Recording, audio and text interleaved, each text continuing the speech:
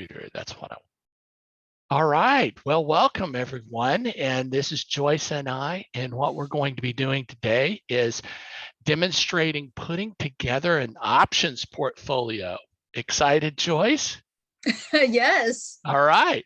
Well, we're going to go ahead and get here, and I have put together some slides here, putting together an options portfolio. So here's the homework that I gave Joyce. So if you guys are listening to us, you could kind of follow the same kind of homework strategy. I asked Joyce to put together a list of 3 or so bullish positions, 1 or 2 bearish positions, and 1 or 2 neutral positions. So you might ask yourself, well, how in the world do I determine bullish positions? And here's a few suggestions that I might offer. Read what other people are saying. Yeah, I like Barron's. I read Apple News. There's analyst reports. If you're a member of TD Ameritrade, you can put in any stock symbol and read kind of their analyst reports.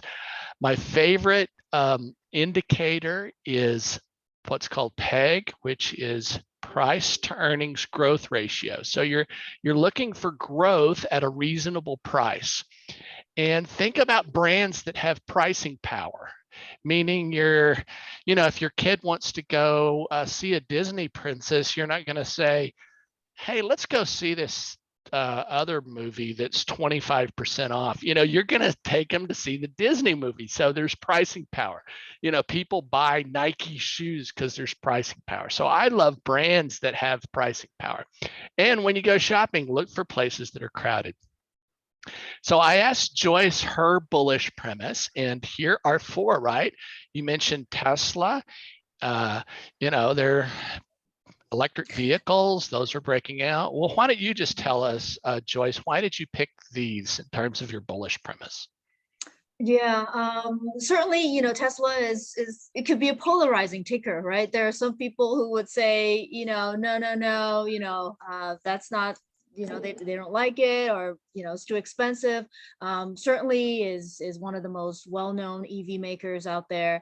Very strong performance in terms of the ticker so far. And then, of course, when we were just talking about it a couple of trading sessions ago, it was still trading at about 900, a little over that. And today it closed at 1099. Okay. And with NVIDIA, we know that their graphics cards have been heavily in use for crypto mining and so forth. Right. They also have had really great performance, and I have some shares in NVIDIA that has been just doing well. It's been rocking around because we have a very volatile period, Right. but still, I'm still seeing that big green in my portfolio, and that Right. makes me sleep better at night. Green is good. Then of course Google's everywhere. Yep. It's not going anywhere, and they are not really manufacturing anything. So in terms of sort of that supply chain where we have to worry about regarding Apple, their supply chain in China, and how the COVID outbreak and the lockdown and everything would affect their next quarter performance. You don't really have to worry about that with Google, where Right. it's all about just intangible intellectual property. And then of course Apple, despite that sort of supply chain question mark, they are still knocking it out of the park. And today, Right. 178.96 is what they close. It's just unstoppable, and I think it's a very strong blue chip stock, obviously. Sure. And a major holding of Berkshire Hathaway, and we know Berkshire Hathaway has been doing very well as We love as Warren well. Buffett. So yeah, We love exactly. Warren Buffett Follow and him. Charlie Munger. Yep. I think if I could afford Berkshire Hathaway shares, what are they trading at now? I'd probably buy some. Oh my gosh, yes. Yep. All right. Well, what my preferred strategy for anything that's bullish is what's called a poor man's covered call. Have you heard that term before, Joyce? Yes. No, or a bullish diagonal. So those two are used interchangeably. And essentially what you're doing is you're buying the 70 delta call further out in time. For demonstration purposes, I just chose January, but you could choose June or July or something longer term. Now, whenever I put these on, I also challenged Joyce to choose things that had high liquidity. Now, what is liquidity? Essentially, it's the spread between your bid and your ask. So ideally, you know, Apple has 2-cent spreads. I don't know if you've looked at it. So it's kind of very tight spreads. And so when you're trading something that has wide spreads, it's like a bad money changer. So every time they see you coming and, you know, you're just leaving money on the table, it's really the hidden cost of trading. So what I'm going to do is I'm going to do a stop share right now, and then I'm going to do another shared screen that I've set up. And this is on my toss on demand. And let me slide this over. And so really this is on demand for March 25th. So as you know, this is March 29th. So it's like it uses the prices for last Friday. So what I'm going to do is I'm going to put on a few. And what was the first thing that you were? It was Tesla, right? Tesla, yep. Tesla. So essentially, I'm going to demonstrate going out to, let's say, January. And because this is a high-priced one, this is going to take you know, a chunk of buying power. So we might have to go shorter term than this because it's so expensive. And so, in fact, I think we'll probably will. So let's go to June and look at the June 70 delta calls. All right, so let's scroll down here and look at the 70 delta. All right, turns out the 70 delta is at 900. So if we click buy on this guy, and then we go to April would be the next monthly expiration. So if we looked at the 20 to 30 delta there, so let's say it's a 25 delta and we sell this guy and we do one contract.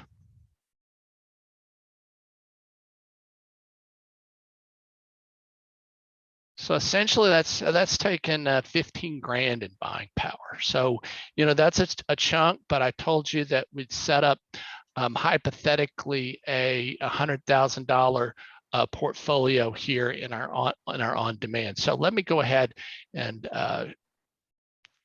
click on that. So it's a $100,000 portfolio in our paper money. So let's just go ahead and we'll put that one on. And this clicks up into working orders. So we'll click on cancel, and then we'll change this to a market order. So it'll just immediately exercise. So now we're the proud owner of a long spread in Tesla. Now, if you look at this, what I always like to do is look at a beta weighted delta against the SPY. And this gives me 186 positive beta weighted deltas and $47 a day in daily theta decay. And it's always good. Theta decay is good. It's almost like if you rented a place out for $999 a month and you're getting basically $33 a day in rental income. So it's kind of a good way to think, I think, about what theta decay is. So now what was your next bullish trade? NVIDIA. NVDA. Okay, it's trading at $278 a share. So just to be consistent, let's just go out in June and look at the 70 delta in NVIDIA. 70 delta, 71 delta. Now it's right here under the 7 is 0.71, 71 delta. Now you may ask yourself, what is delta? And a way of explaining that, I think of delta, it's almost like if you bought 70% of a timeshare. You know, you're not buying the entire place, but you owned 70% of the shares in that timeshare, and then you could lease it out on Airbnb. And so that's kind of what we're leasing it out on Airbnb, and we're selling the 305 here, which is a 20 5 delta call. So we'll click on sell here. And if we did 2 contracts in here, that's essentially $7,800 in buying power. So let's put that on in NVIDIA. It's still working, so we'll cancel, turn that into a market order. And so boom, it'll fire off. All right, so now we're the proud owner of an NVIDIA and a Tesla spread. Now you also mentioned Apple, right? So AAPL. And so, you know, let's go out in June, 70 delta 2. And here's a 72 delta at a strike price of 160. So we'll click on buy here and go into April 20th and sell the 20 to 30 delta. Here's a 22 delta. So we'll sell this guy. And let's do, how many contracts do you want to do on Apple? Apple. 5? It's pretty solid, you know. Yeah, let's do 5. Okay, here's 5. We'll change that to a market order.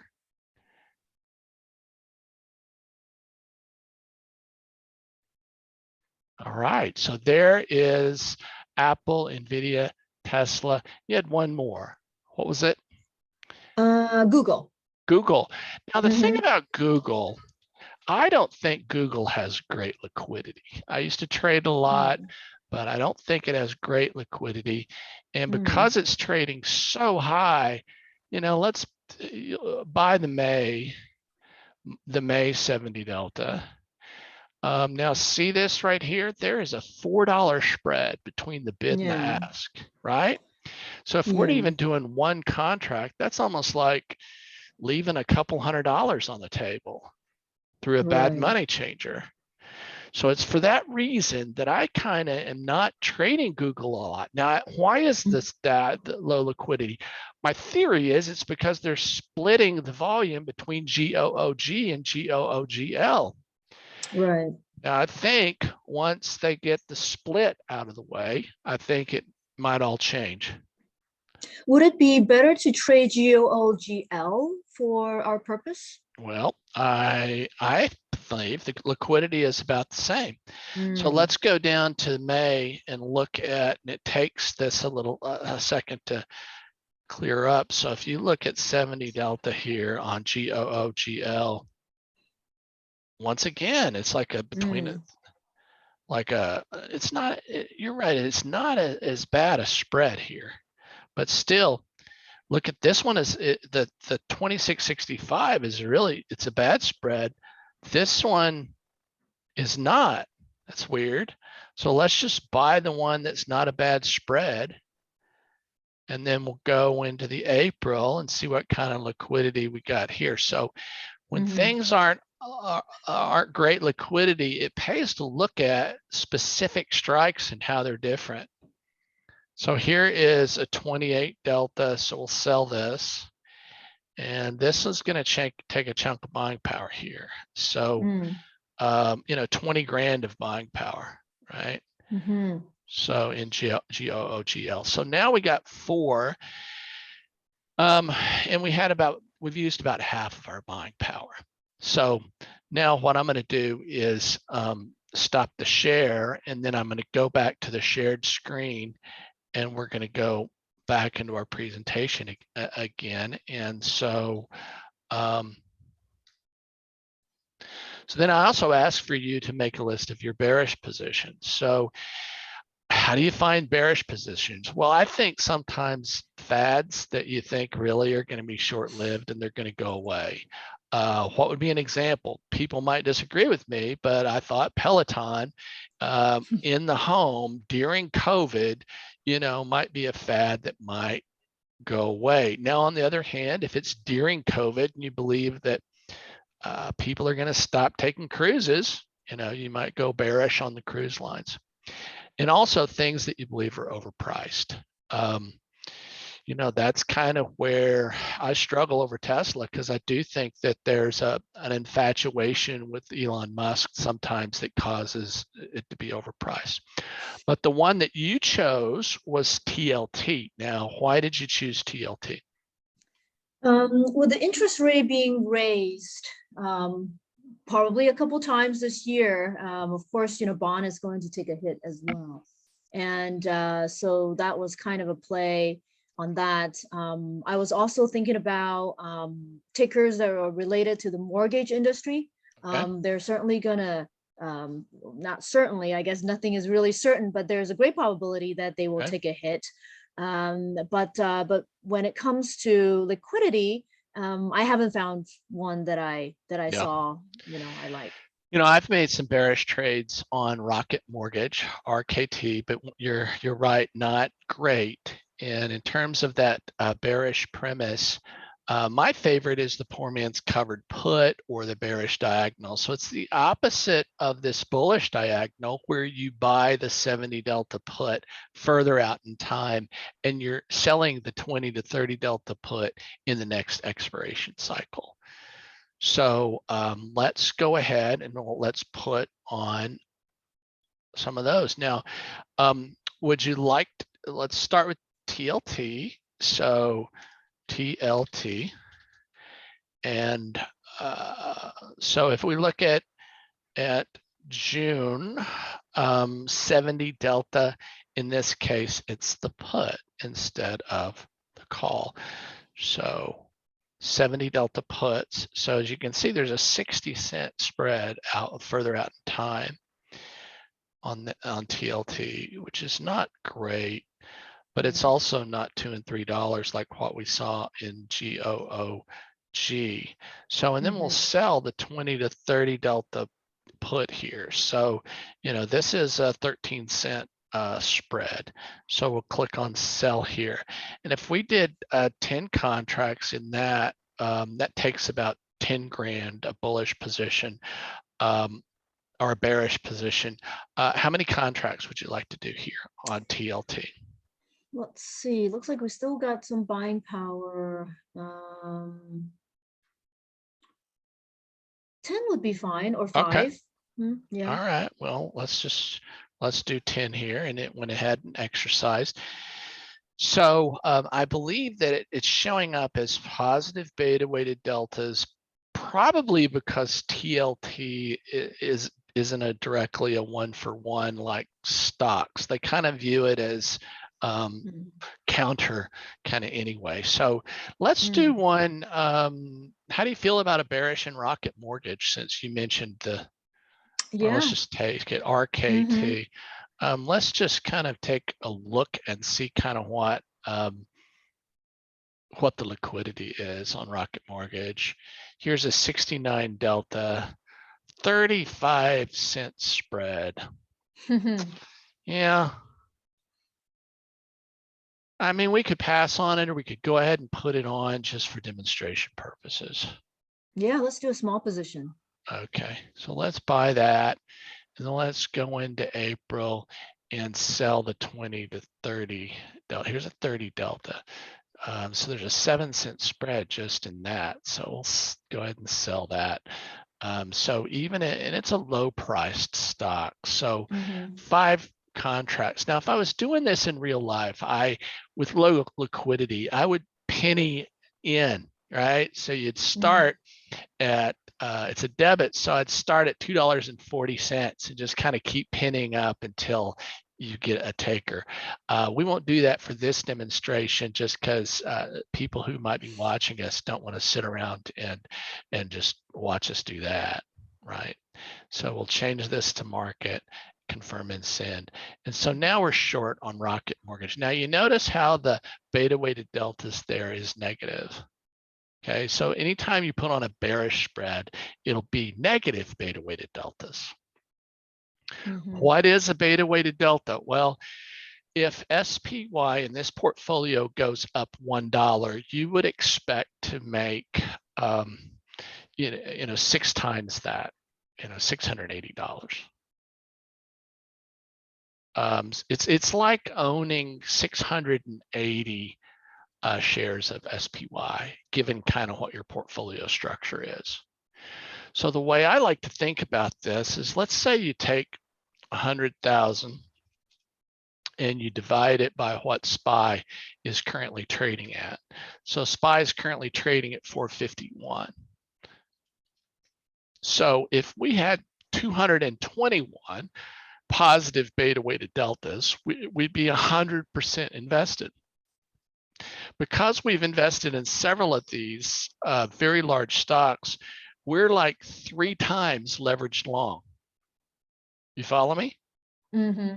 Because if we had the entire 100,000 invested in SPY, we'd have 221 beta weighted deltas. You have 679. Mm-hmm. So it's essentially, it's almost like a 3x leveraged long. All right, let's go back, and that is a poor man's covered put. And then I ask you for neutral positions. And how do you find a neutral position? Well, scan for high volatility, either implied volatility or IV percentile. IV percentile really compares IV against itself. So if you're in the upper ends, it's kind of like a higher than it's been before, if that makes sense. And why do you scan for high volatility?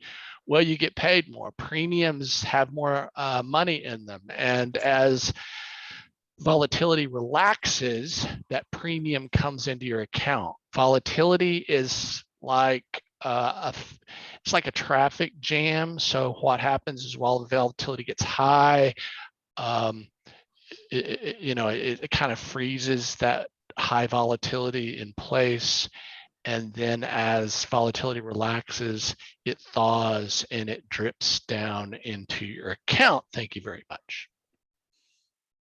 So I ask you for an example of, and you chose Tilray as something, a good marijuana stock. And why did you choose that as a neutral strategy?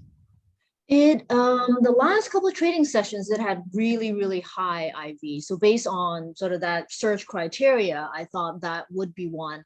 Typically, I gotta admit that I'm not good at finding neutral positions to put on. I'm either looking at, hey, up, and usually, up, or something that's gonna ease back down, and I do a play in it.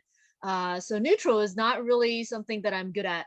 But based on that definition or search criteria, I thought, wow, Tilray's up the roof when I was looking through high IV stocks, and its percentile is, again, super, and it has very high volume. And so that could be one. Now, is it neutral, or could it be even a bearish play? I think we'll have to find out. Yeah. Well, what do you prefer to trade? Defined risk or undefined risk, or you're not quite sure? Let's see. For a stock that is this cheap, really undefined, Okay. it's not going to be too expensive for that kind of buying power. And in general, so certainly undefined would be easier to manage. Gotcha. All right. Well, what I do on these neutral responses is to do 2 things, is to do either an iron condor, which is defined risk, or a strangle, which is undefined risk. Mm-hmm. So here's a strangle in Tilray. What I did is I sold the $6 put for 34 cents, 19 delta, and I'm selling the 13 calls, 22, actually, let's see, 13, 22 calls at, it's kind of an unbalanced one. So if you did here, sell 19 delta and the 14s sell.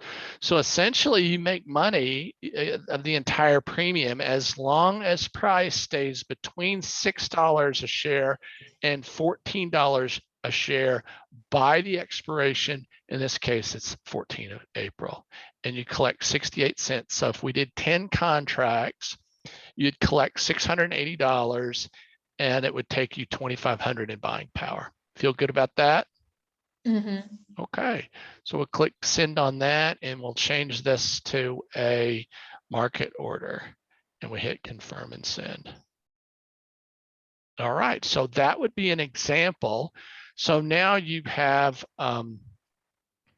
3, 4 bullish strategies, 1,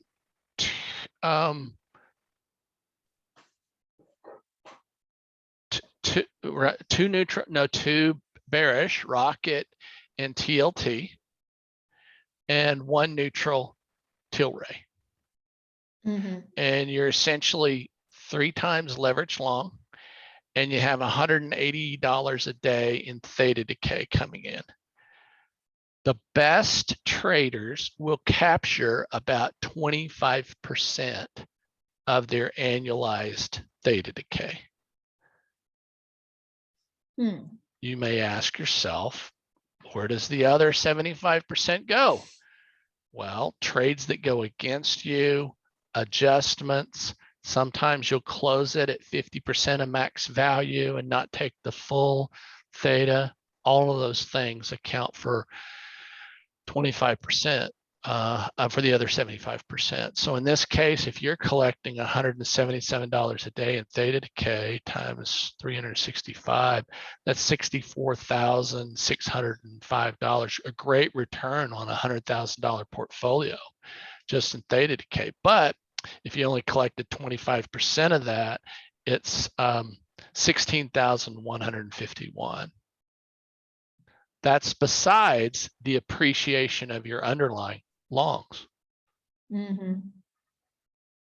And if you can say, now you may ask yourself, well, why trade spreads instead of trading covered calls? What would be your answer to that if somebody asked you that question, Joyce? Probably better buying power, because Better now buying you're power. yeah, you're buying that call, and then you're also financing it. Yep. So, but I do have a question. What Okay. is the rationale for picking that 25 delta, the near dated option? Yep. Well, 25 delta essentially means that you have a 75% chance of it not going in the money. If you're selling close, you're going to be constantly adjusting. For those people who are busy, you may have other things going on and you're not wanting to manage the adjustments every time you turn around. So 25% of the time it'll go in the money. So if you did this for an entire year, you might expect 3 months out of 12 to have something go in the money. Mm-hmm. And if you're bullish on it, you're at least giving your long call room to run. So it's kind of this sweet spot.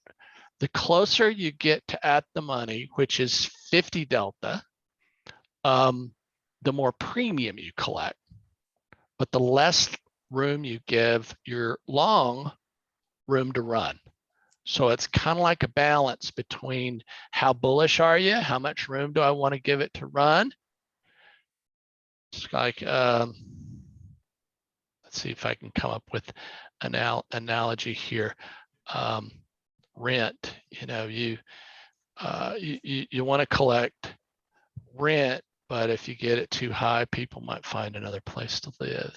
Well, in this case, they're not finding another place to live, but you might go in the money and wake up and, you know, you're having to make a lot of adjustments. Mm-hmm. So with these spreads, what kind of adjustment can we make? Because sometimes, you know, adjusting, having, you know, decent technique of adjusting really can turn things around. Right. Well, funny you should ask. So let me demonstrate it. So let's say that we wake up and Apple is in the money on this April long. Let's assume it's gone to 190, right? So I might want to roll this into May. May 200s, right? Mm-hmm. And then I click on confirm and send, and I roll it. So it kind of depends upon what your premise is. Are you still bullish on Apple, even though it went up to 190?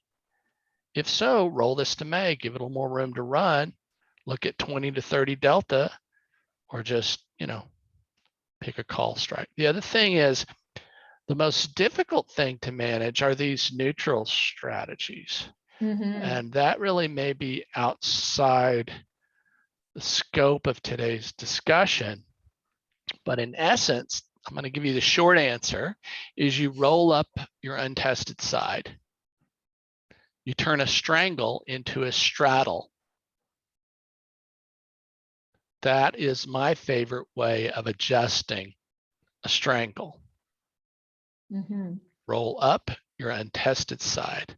Turn a strangle into a straddle. Straddle is defined as it's a strike at the same strike. So in this case, if my puts were getting tested, by tested, I mean it's getting, the price has gone down, it's getting close to 6.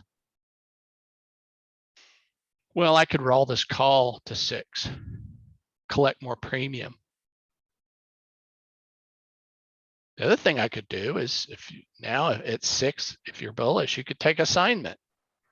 In this case, it would be 1,000 shares long of Tilray at $6 a share, cost you $6,000, which is your account could take it. And then you turn right around and sell calls against Tilray, and you'd be long 600 shares or 1,000 shares of Tilray. Good questions. Any Mm-hmm. other glaring questions? Well, I'm curious. So for the bullish trades, let's say it's just unstoppable. It just surges. Nobody cares about more, interest rate rising, the war, or whatever. It just keeps going. And do you continue to roll? You just roll the near dated, just keep rolling, or is there a point where you say, well, that may not be so profitable and we need to use some sort of a different kind of adjustment? Well, your question always to ask yourself is always the same question, is has my Mm. premise changed? Am I Mm. still bullish? Or maybe you think Apple has some pricing where it's too expensive.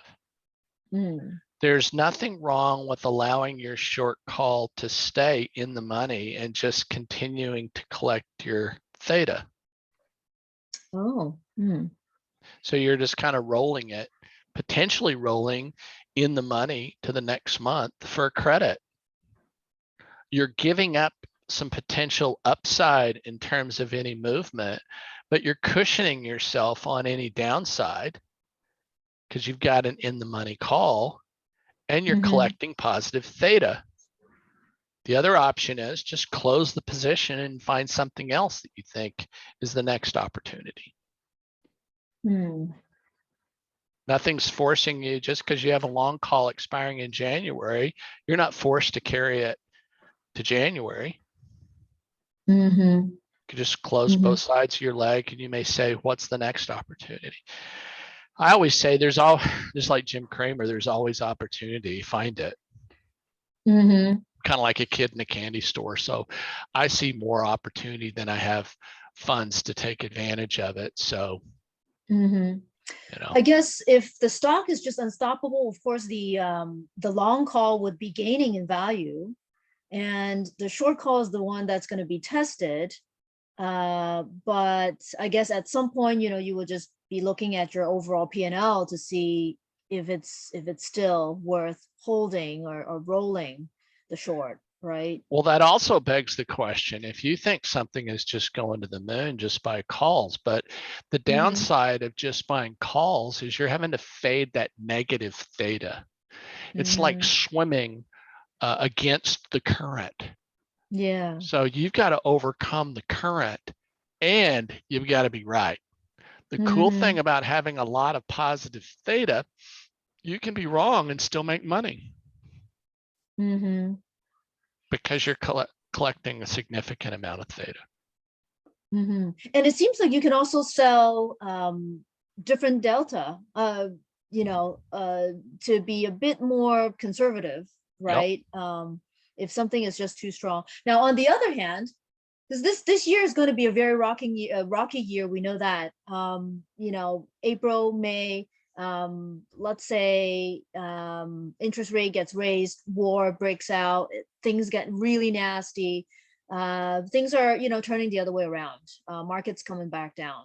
What would you suggest as some of the Well, adjustments? the first thing that you might be concerned about is that you're 3 times leveraged long. And let's Mm-hmm. say you don't want to be that long. Well, there's 2 ways to hedge through futures. You could either do /MES, which is, or /ES. So let's say what we do on ES is we go in and we, and I don't know if this account is set up to allow me to trade futures. It may not be.